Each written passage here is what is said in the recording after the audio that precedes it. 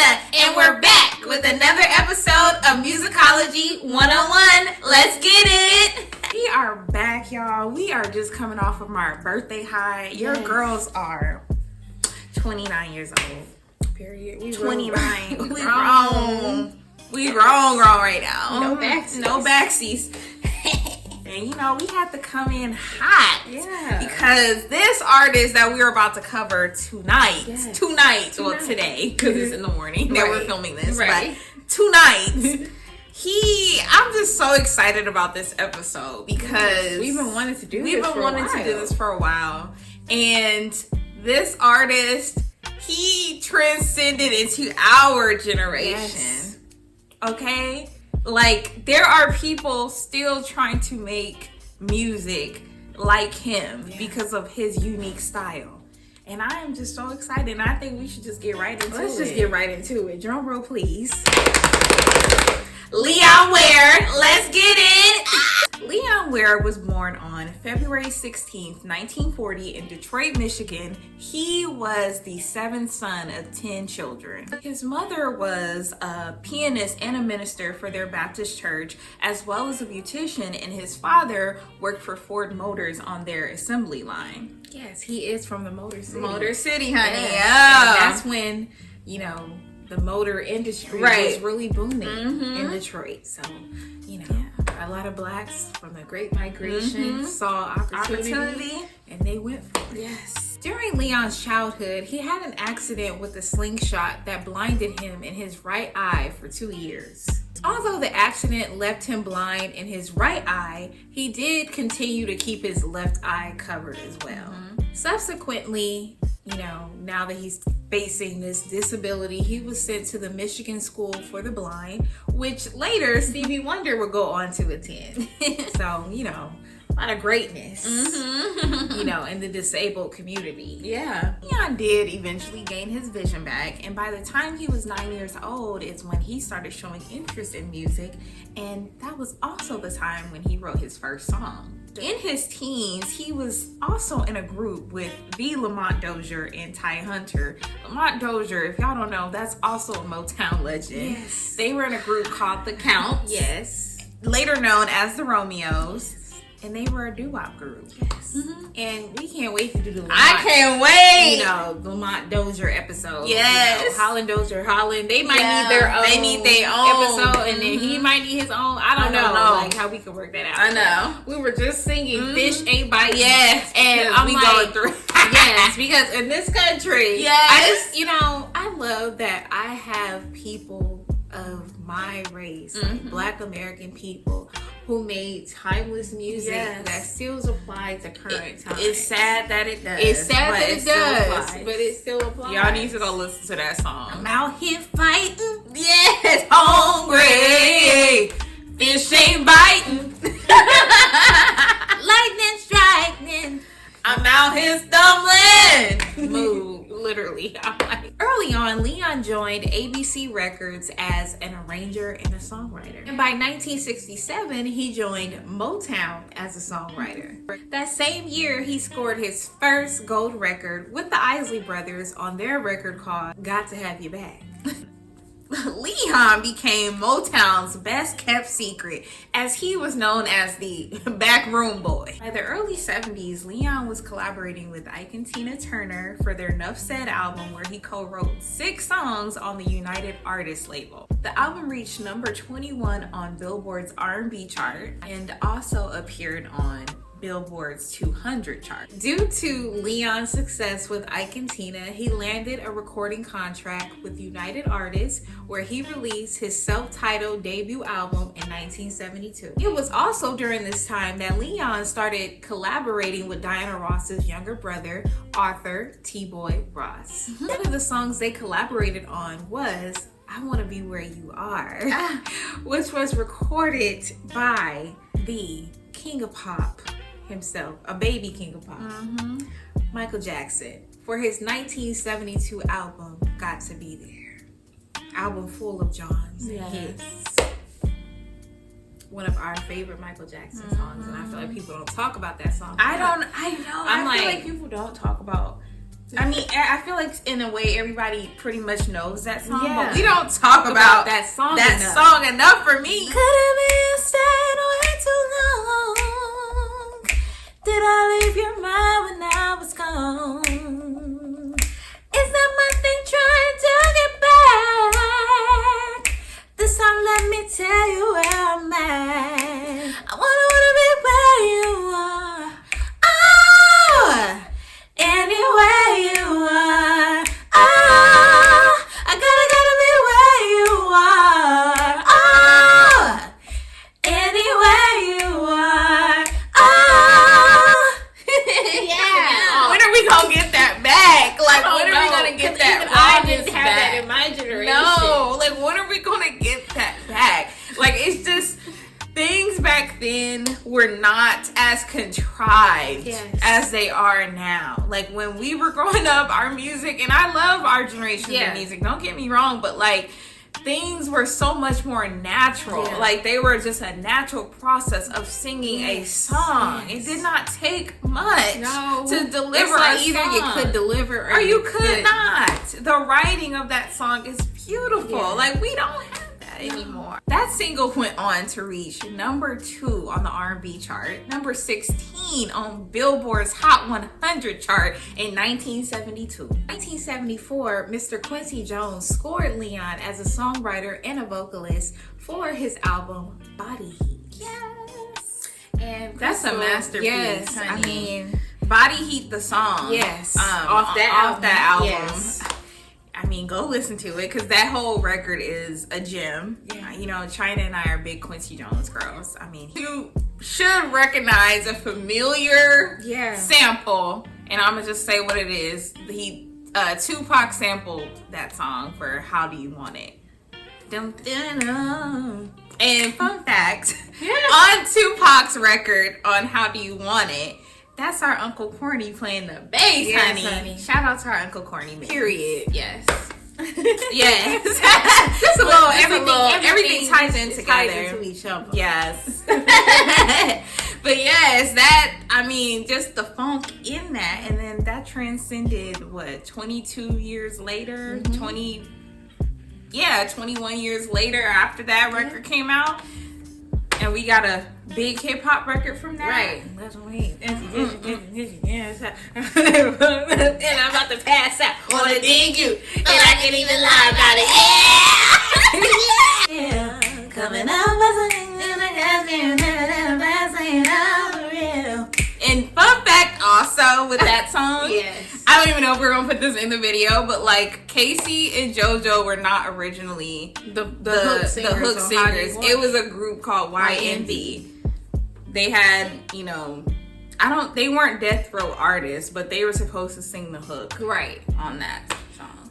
And no tea, no shade, but thank God for Casey. Yes, I'm sorry. Because I feel like the song, it definitely is memorable just because exactly on it. One of those hits featuring Leon, If I Ever Lose This Heaven, hit the R&B charts in September of that year. If I ever lose this heaven. Yeah. Getting into Leon's connection with Miss Minnie Riperton, they worked together on the Body Heat album, but they also would go on to collaborate on her album Adventures in Paradise in 1975. And if you go back and watch our Minnie Riperton video, we talked about that album and, you know, how many songs are on there that, like I said earlier, not even just in trying times of where we are now, but like just the intimacy songs that they wrote back then, how they still transcend today. And it's like, it has innuendos, but it's still something so classy about it. And, you know, to mention also, we mentioned this in our Minnie Riperton video, but he did compose Inside My Love. And, you know, like we were saying before, a lot of people had mixed feelings about that song because they weren't sure what she was alluding to. But Leon and Minnie, I mean, Leon especially, he was saying that he was really inspired by like a Bible scripture. And I mean, we're all, you know, music is subjective. So, but they're saying that they weren't coming from a sexual place necessarily. So, hey, It's all our perception. Yeah. Ross and Ware, T-Boy Ross and Leon, they continued to demo some records for Leon's second album that was going to be put through Motown, and this was also set in place so that T-Boy could get a deal as well. T-Boy and Leon were both writing songs that were heavily inspired by romance, and from that and from those feelings came the demo of I Want You. And if you're thinking about the I Want You that we're talking about, you are right. Okay? Wait, I want you, but I want you to want me too. Yeah. You know, they used to yearn back in the day. Oh! What happened to that? Whatever happened to that? Mr. Berry Gordy persuaded Leon to give Marvin I Want You. And in return, Leon got to produce for Marvin. And also, most of Leon's demos went to the I Want You album. Yes. So, I mean, he wasn't just giving it for free. Like, you can't be smart about it. I mean, because that was his material. That's his material, and who better to produce his own material? Exactly. So, it all worked out. The album peaked at number 1 on the R&B chart, and it went on to reach the top 10 on the Billboard 200. And it sold over 1 million copies. And I mean, that's even hard to do today. So, sounds about right. Just going back to the significance of I Want to Be Where You Are, which originally went to Michael Jackson, Marvin also put that on his album, the I Want You album. And, you know, there's different versions that he did. One is like really like an interlude. He's like, good night, little Marvin. Good night, Nona. Good night, Janice. So that's like more of an interlude, but also like he has like a longer version, but it's like a different interpretation compared to how Michael did it. Yes. Which is the cool thing of how, you know, it was able to be done. Like it's the same song, but it's a completely different song. Yes. You know? I wanna be where you are. I mean, and also to put it out there, like how people have sampled Marvin's version, like Yo, Chris Brown. I wanna be where you are. Like whoever was producing Chris, like put that in there. That's another. How do you say the word? Interpolation. So yes. Of music. I wanna be where you are, which all comes from Mr. Leon Ware. Oh my gosh. So you see how just music just ties in together. Exactly. Leon went on to release Musical Massage on Motown's Gordy label in September of 1976. Some of my favorite songs from that album are Instant Love, Comfort, Come Live With Me, Angel. You know, from our generation, it was so sampled. Yes. Angel, come live with me in comfort. I wanna be your lover. That's Joe right there. Yes, right there. Literally. Wait, and Young Buck. Yeah, I remember that. But that came from Mr. Leon Ware. Exactly. So, and then reference that. Yes. What a feeling. I just remember Brandy. You think about calling me crazy. You know you'll be the lady. Oh, yeah. That's all I hear. Yes. Like, I mean, all of that. Come on, y'all. Yes. Like, come on. Like, that man was a genius. Y'all's favorite songs are samples. Yes. A lot of you guys' favorite R&B songs are samples. Hip-hop not just the samples. It's not just the hip-hop. It's the R&B too. Please, go back and reference those songs. Yes. And just listen to the original. Yeah. And you'll it will almost make more sense. It will make more sense. And you'll get more appreciation. Exactly. Because of the success of Marvin Gaye's I Want You album, Musical Massage did become a cult classic. Yes. When you into deep cuts like we are, then definitely this will be in your heart. Yes. After focusing on his recording career with Motown, Leon decided to shift his focus and started trying to focus on writing for other artists, and he decided to leave Motown in 1978. He released another album in 1979 called Inside Is Love on Fabulous Records. Then signed with Elektra and released 2 albums. Later signed with Slingshot, where he released his 6th album, Undercover. Between Leon's time as a recording artist and arranger, composer, he was working with the greats like Tina Marie, James Ingram, Bobby Womack, Donny Hathaway, Loose Ends. The list just goes on. Yes. He was still also working throughout the 90s, and by this time he was able to find success through his publishing because of his early works. Yes. And I feel like that is just a full circle moment. It and a is. lot of artists really wish and hope for that, and a lot of people don't get that. Yeah. That is really a blessing. It really is. Mm-hmm. That's where the money's at. That's where the honey's at. Leon also was finding even more success with the current artists of that time, such as Maxwell. Maxwell's 1996 album, Maxwell's Urban Hang Suite, for his hit song that I grew up on due to KJLH being in rotation, Something Something. Mm-hmm. So, I mean, can you imagine writing I Want You and all those Marvin Gaye songs, and then you're able to transcend it and put all those skills into a new current artist? Right. Just amazing. We can get a little something, something.